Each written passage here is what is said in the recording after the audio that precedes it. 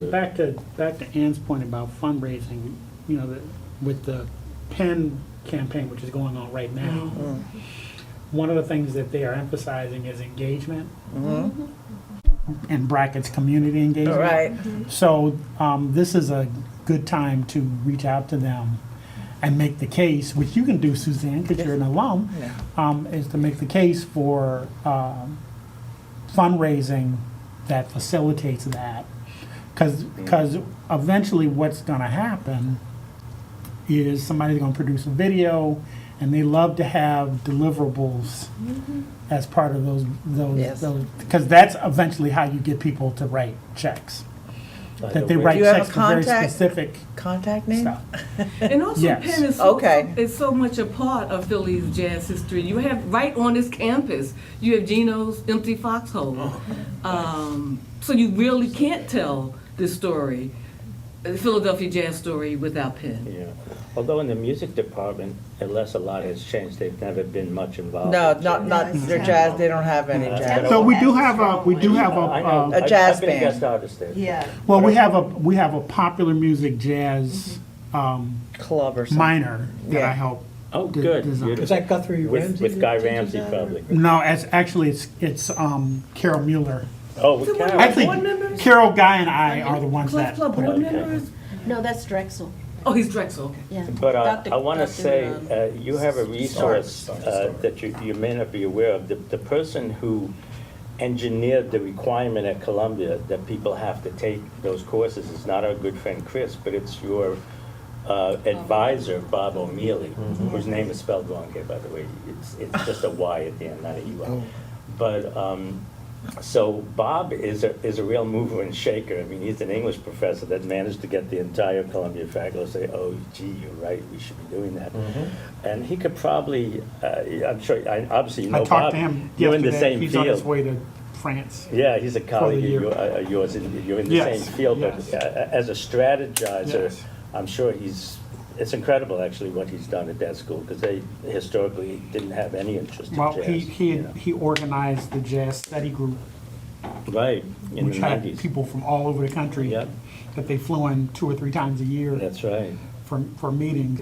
At one of the Jazz Bridge, the Philly Real Book concerts that, several of us were actually, Bob O'Mealy at one point said in his presentation, "Where are the Philly Jazz archives?" Oh my God, he did say Yeah, And that. I was Yeah. sitting in the audience, and I had been working on this idea, and I was like, Wow. "Thank you."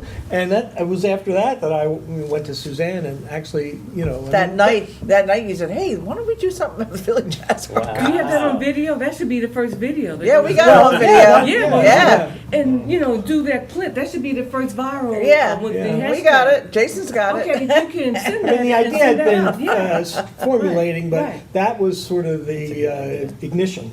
No, but Yeah. it's catchy. It's what 10 seconds, and we can put that out there and that Oh, yeah. Stay tuned. Yeah. We're about to answer your question. Yeah, right. Where's the beef? I want to go back to your point, Suzanne, about this connection between jazz and Philly's social context, social and political context. How jazz was an expression, has been an evolving expression over time of the social and political context, and how it's driven, how jazz has driven that the evolution of people's thinking about it. In a different context, that it really became evident to me as we've done these story circles in the Europa project that I mentioned earlier. And it was really fascinating to me that in story circles with African American Yoruba practitioners, how they talked about their attraction to the spirituality, to Yoruba spirituality, had as much to do with the political drive at that time as it did with the spirituality itself. Oh, sure. So they felt they had few really potent expressions of the sense of Black nationalism, African nationalism, and Yoruba. Yoruba faith became the container for that expression. And I think there, would be similar kind of I connections think that's a whole here. area that's really been left to languish, that whole connection between jazz. A lot of people said, oh, jazz players aren't really political, but they were in very deep ways, and especially in Philadelphia in the 60s. I mean, really, which nobody's really gotten into that whole thing. I'd love to see something Well, actually, like that. before the '60s, and we've really come full circle. When you opened the meeting, Suzanne, you said what you like about the Chicago Jazz Archives is that they contextualize the Yeah. music from day one, from the birth of the Clef Club. It was about the Union Local 274. It was an act of resistance. In fact, they defied the American Absolutely. Physician Union, the last holdout. Yes. That with right from here, where the showboat was, the Douglas Hotel historical marker that notes that when Billie Holiday was in town, this is where she stayed. It wasn't coincidence that she stayed there. It was because of racial discrimination. She didn't have anywhere else Right. to stay. It's not coincidence that Black culture is being disproportionately impacted by gentrification because of racial discrimination. We had to live in South Philly, so now these areas are gentrified, so of course our culture will be disproportionately impacted. We talked about the drummers earlier with Philly Joe Jones and with the Pennsylvania Streetcar. Philadelphia The Transit. trolley. Right, one of the first trolley car operators. Yeah. So he was a drum major for justice. So you cannot. Jazz was about intersectionality. Yeah, you can't Before the separate. term was even Right. coined. And so for me, my interest in jazz is real. As a lifelong activist, is really about jazz and activism and the role they played in paving the way for the civil rights movement. And that's Yeah. the story that has been told but is undertold. And Philadelphia plays such an important part in that Huge. story. So I hope out of this archives we contextualize jazz. Well, I want to make it so the archive, I noticed this about looking at other archives, and some archives are just, they have the famous men thing, then they have this, and, they have certain things that they do, and some of the stuff that I put down here in some sections on here, I don't know where you put this on here. Back first page. Oh, first page? Oh. And I added some more sections, but most of them, except for the Chicago site, don't even bother with that intersectionality. They just they just keep within their bubble and stay there.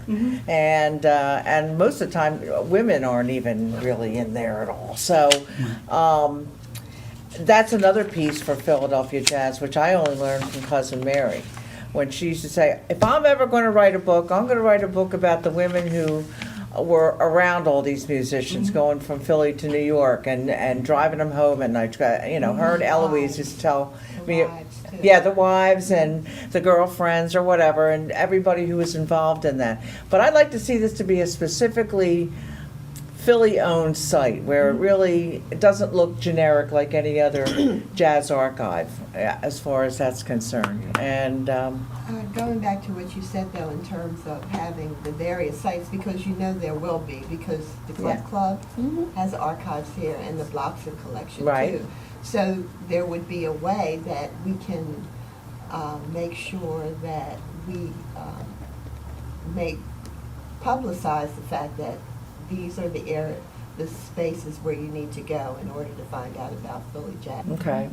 And then for the exhibits from these different places, would we kind of tailor make them for, because with Jermaine, the Pew people are saying, no, we want to see how you're going to create dances from these archives, and we're going to see how you can make films from these archives. And already I've had in my mind doing an ensemble theatrical piece of women talking about singing jazz and being in that male-dominated, it's not. We had Nina Simone here. Yeah, She used no, to play yeah. at a piano bar, and Burl Booker. Yes, of course,